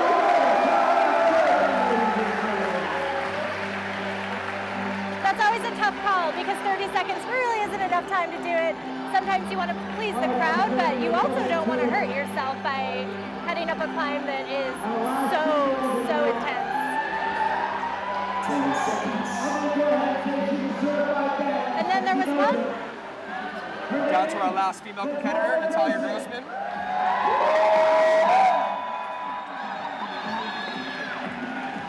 Let's see if she can finish out her so far perfect evening here at Stone Age Climbing Gym in Albuquerque, New Mexico.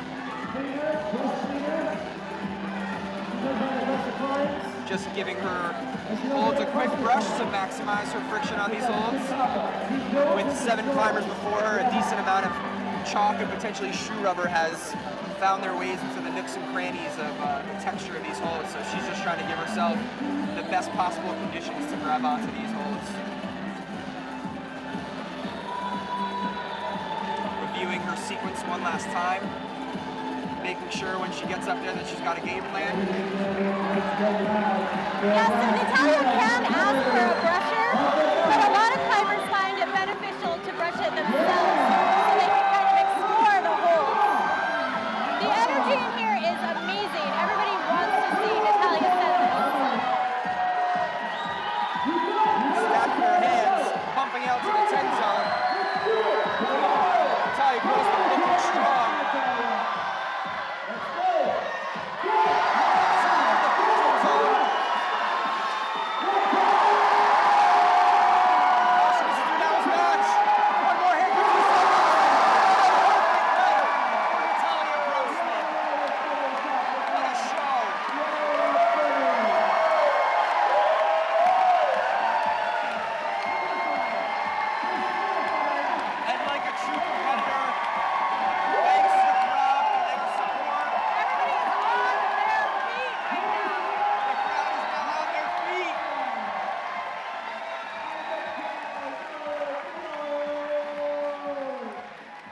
Albuquerque loves climbing, as evident from that show of love and support. You know the speed. We got one climber left. Yeah, so looking back at some of Natalia's past comp results, she was 7th place at the Vail World Cup, so the best climbers in the world, and she missed making finals by 1 spot. Yes, She's she's also been on the verge of a serious breakout. Yeah, to be one of the top contenders in the world. Has placed 4th place at the Youth World Championships in Bouldering, 3rd place at the combined U.S. Nationals, and she was the Youth Bouldering National Champion in 2019. And to add to that, she is the Yank-N-Yard 2019 National Cup Champion. What a night. And like you said, I would expect to see a lot more from Natalia in the future moving forward.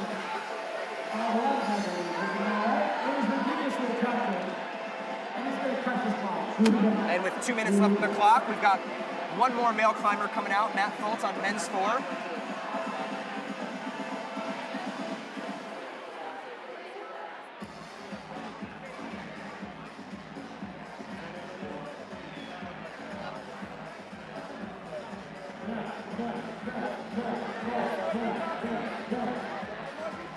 So looking at the results, last night we had a lot of ties from the male field coming into tonight's final. Looking at the tentative results, it looks like all of those ties have been broken, moving into Matt Foltz's last climb. So perspective on Matt Foltz, he's strong. I think we all know that, but he's really strong. He's climbed 4 V15s I said B15 in the last 6 months in Colorado. He's just been on a tear. He also just did the full Never-Ending Story, which is a 9A, so it's a 3-bolt route / boulder problem that's been made into a route in Magic Wood. And that was only the 3rd ascent, so he is establishing himself as one of the top climbers in the world. And he showed no signs of slowing down. He's been a force on the circuit, nationally at least, for the past couple years, and it looks like it'll continue. And with 30 seconds left before our last climb, here at Stone Age Climbing Gym, USA Climbing, the North Face, Petzl. Matt Fultz looks to put an exclamation point on a fantastic showcase this evening here.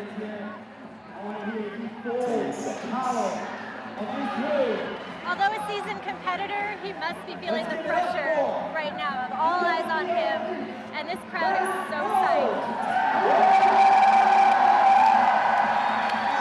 And just like that, we are down to our last 5 minutes of action. Matt Fultz giving his holds a quick brush.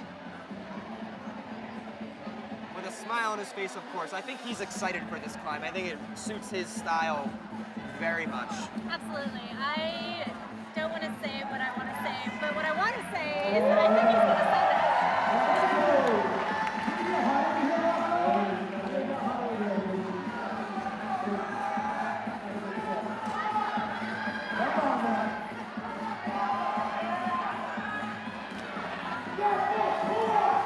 Matt Fultz pulls off the ground.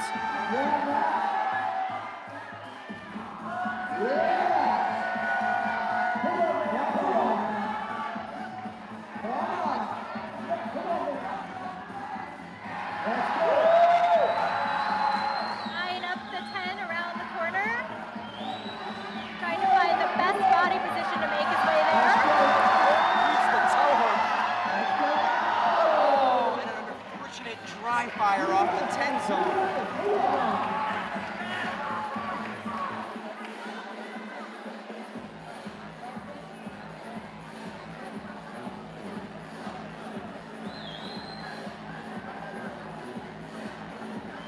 And now looking at our tentative scores, it looks like in order to win this competition, Matt Fultz needs to top this boulder.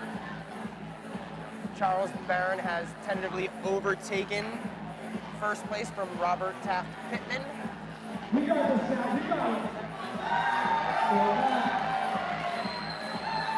And unless Matt Fultz can get to the 15 zone, Ben Hanna will round out our podium in 3rd place.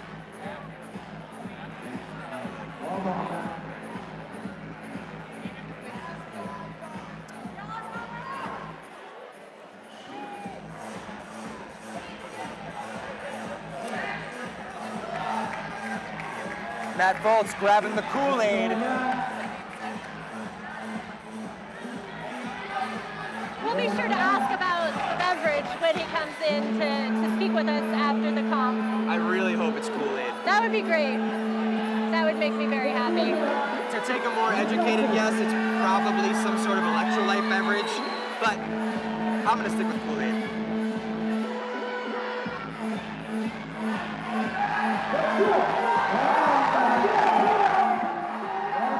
The crowd is getting psyched.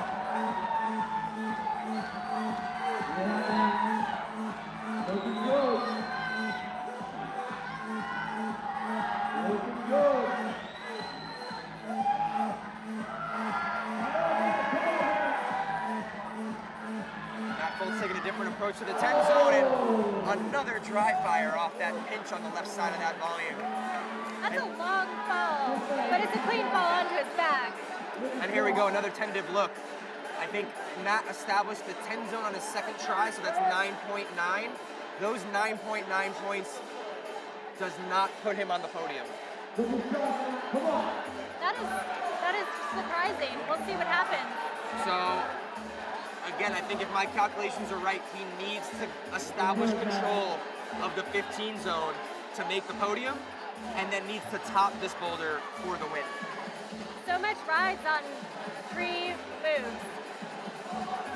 And with just over 1 minute remaining, I think it's safe to say that this will be Matt's last attempt at this last climb.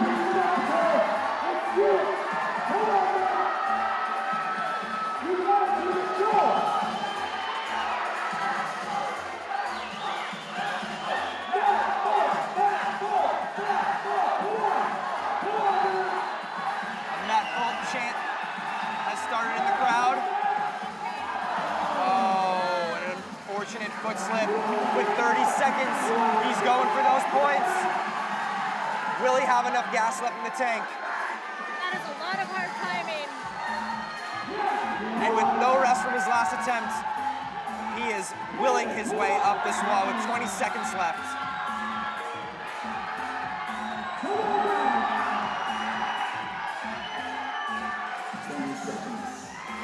Oh, and just not enough left as he flops out to the pads.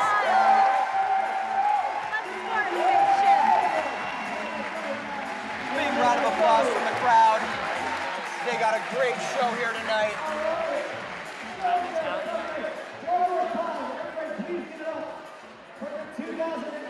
That was an amazing and exciting show. So still waiting on final scores for the men for Matt Foltz's last climb, but our women's podium in 3rd place, Brooke Rabitou, 2nd place, Chloe Koskoy, and in 1st place, Natalia Grossman. And it looks like, for the men's side, Ben Hanna in 3rd place, Bobby Taft-Pittman in 2nd, and Charlie Barron coming off a great qualifying round with 10 flashes, rounding out our podium. We've got our artist MC Aaron Stromberg on the mic. Brooke Rabitou stepping up to the 3rd place podium. You can see she has a minor injury, but nothing, it doesn't look like too major, so that's good news for all of the Brooke Rabitou fans. A smile on her face. Being handed her big check. I wonder if we can bring those checks to the bank and get them cashed that size. I would definitely try it. I hope so. First place, Natalia Grossman. 2nd place on the podium, Chloe Koskoy.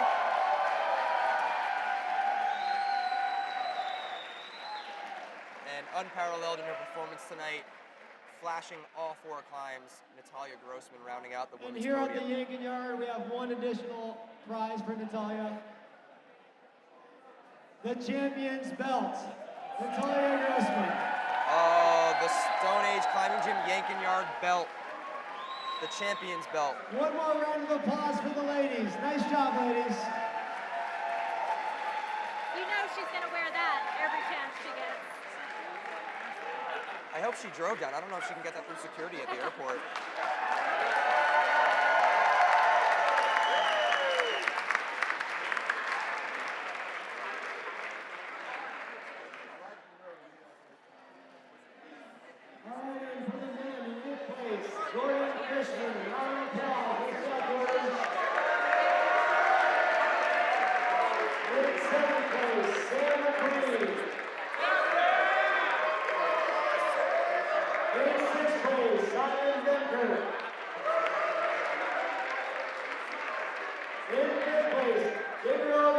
Finalists now for the men's, getting ready for our podium.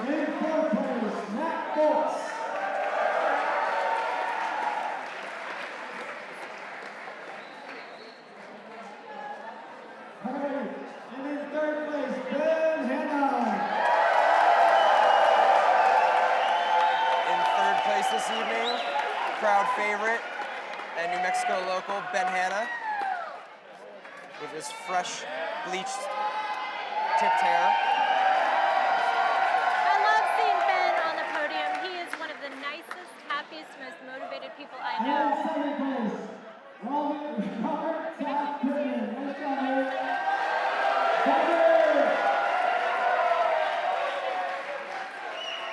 Bobby is psyched tonight. Yeah, I was speaking to him last night. He's taking a little bit of a break from the competition scene, and what a way to come back from a break. Right? It's like he never missed a beat. And Charlie Barron in 1st place. being presented his championship belt. It makes me so happy to see Charlie on that podium. Big As smiles. number 1. Big smiles. And once again, on behalf of USA Climbing, Stone Age Climbing Gym, we thank you all for tuning in tonight, giving us a big turnout, both in the crowd here and online. Thanks for showing your support. Thanks to our sponsors. And we'll see you next year. Yes. Thank you.